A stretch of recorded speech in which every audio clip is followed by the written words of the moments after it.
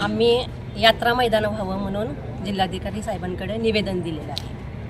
म्हणजे हा जो भूभाग होता प्राधिकरणाच्या वेळेस आरक्षित म्हणून घोषित होऊन सुद्धा ठराव म्हणजे त्याचा ठराव झालेला असून सुद्धा अजून कुठलेही तिथं काम झालेलं नाही आणि त्या जागेवर यात्रा मैदान व्हावं भाविकांना म्हणजे एकदम सोयीसाठी ते महाद्वारपासून मंदिर महाद्वारपासून अवघ्या 5 मिनिटाच्या अंतरावर ती जागा आहे आणि त्या जागेवर नियोजित जागेवर हे यात्रा मैदान व्हावं अशी आमच्या सगळ्या महिलांची मागणी आहे। कोणाला निवेदन दिलं?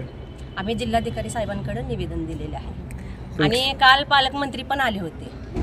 पालकमंत्री आणि आपले परिवहन मंत्री सरनाईक साहेब आले होते।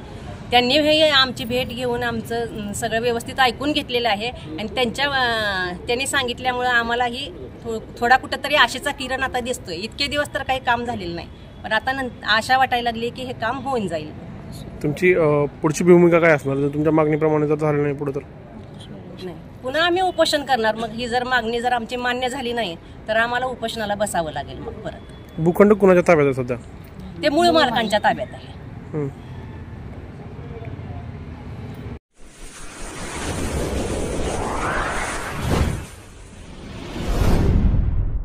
वीर महाराष्ट्र न्यूज चॅनलला लाईक आणि सबस्क्राईब करा। धन्यवाद।